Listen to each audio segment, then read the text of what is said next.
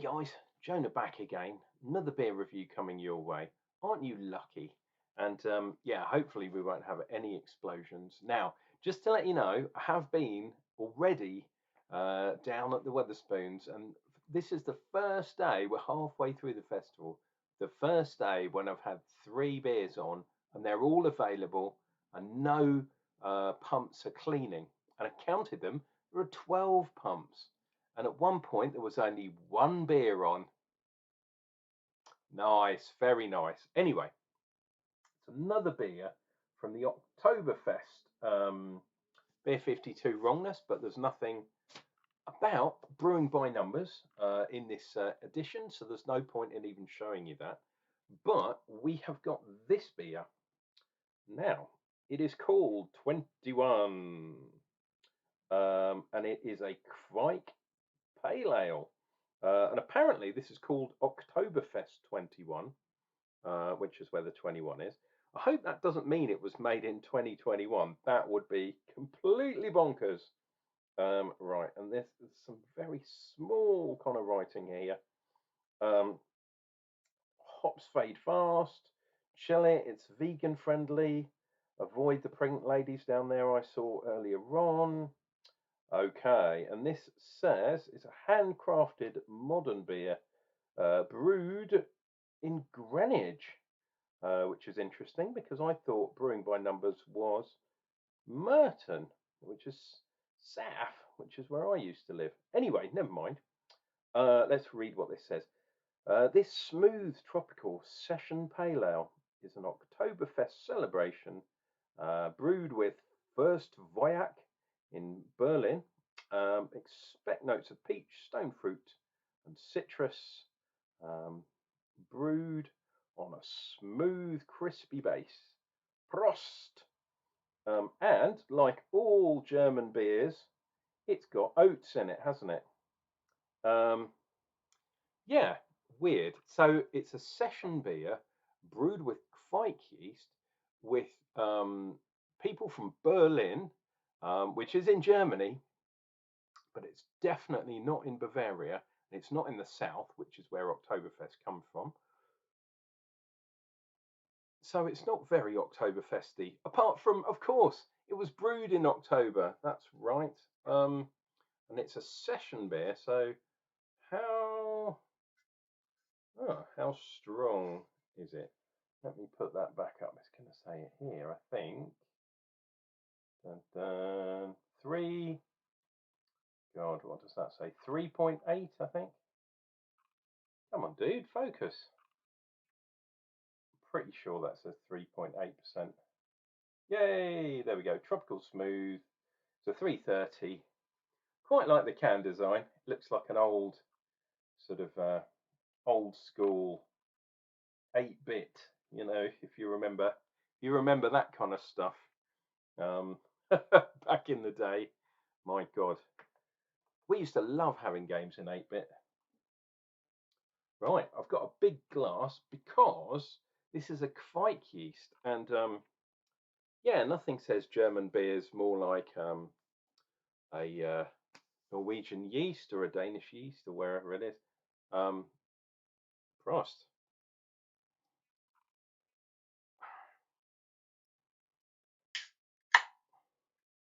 Cool. Didn't get an explosion. This one has been chilled. This one's been in the fridge for about 3 days, so nice. Let's get this bad boy into the glass. After yesterday's exploits, I'm going to pour. Actually, it doesn't matter because it's a small can. It's not going to make a huge amount of difference. Now, where is the thing today? Should we do something like that? There we go. That is very nice. Headwise, well over a finger, not quite 2. That's what she said. Wow, lovely fluffy. Yeah, lovely fluffy carbonation. And not a chance of anything through there because that is very hazy indeed. Now I'm not getting the usual Kveik smell. But then, because it's only 3.8, was this brewed to a stronger alcohol and then kind of watered back down? I don't know. Part of me would say, why brew with the Kveik yeast? But then it's all about getting things turned over quickly, isn't it?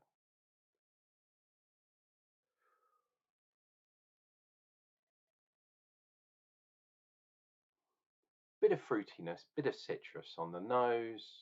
Um, nothing, nothing else. So no real yeastiness that I can smell. No sweetness. Let us see what we get.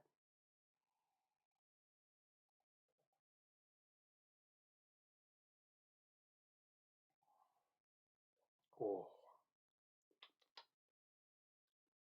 little bit of waxiness there. Quite dry, quite hoppy up front, but then a little bit of creaminess from the oats, which is good. Um, yeah, there's a little bit of berry. It's not quite. It's not like a Nelson kind of Sauvignon hop. It's not that grape kind of thing, but it's quite light fruits and, like I say, citrus. There maybe like a melon or something like that. Quite light, like a honeydew melon, but it's not that sweet either. It's interesting. Um, and then obviously you got the citrusy kind of stuff going on, so kind of juiciness, that kind of thing. But weirdly, that oats, I think what's happened is the oats are kind of dulling all the kind of because of the creaminess. This is,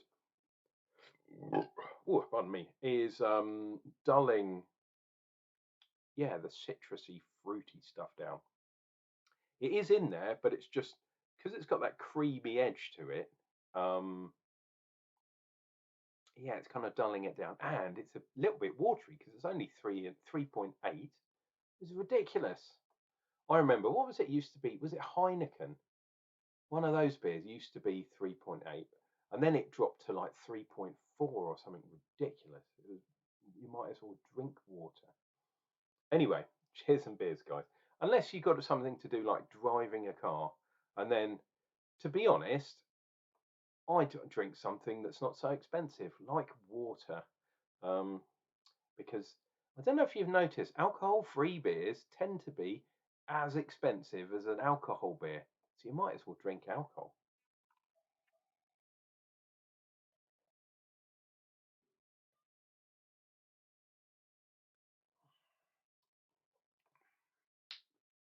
Mm, there is a bit of sharpness up front, but that soon disappears. So maybe that's where that citrus was, right up front. Bit of grapefruit in there. Um, Maybe a bit of lemon zest, that kind of thing. Quite sharp, quite bitter, but really, really, as soon as you've swallowed your beer, boom, you've got about a second, maybe a second and a half of like, oh, and then ah, that's where the kind of mellowness takes over. Um, yeah, from the oats, but it is a bit watery. Um, yeah, not really feeling anything at all. Um, and I believe that if you bought this from Beer 52, I think this can of 3.8% beer is £3.50. So, in my opinion, not worth it. Nice beer, don't get me wrong. Brewing by Numbers, they do make some lovely stuff. In this occasion, though, and the weird thing is, Oktoberfest, if you take it properly, you need to brew a beer stronger than your normal beer for Oktoberfest, not weaker. But of course, we're not. There's nothing about this beer that's anything to do with Oktoberfest. In fact, if you want my opinion, it's about making money. That's all it's about. So, sorry, Brewing by Numbers, but fuck off. Um, yeah, you're skanking us basically. Um, Nothing wrong with this beer at all. I wouldn't pay more than about £1.50 for this. Um, and I doubt they've put much in because it's so watered down. Trying to fool us into going, oh, it's a session beer. Ooh. But Sorry, mate, you can't pull the wool over Uncle John's eyes. Absolute nonsense. If you're going to do session beers, they should be cheaper than normal beers. If you're going to do that, fine. But if you make it more expensive and call it some special beer, which it is not, do one. Cheers.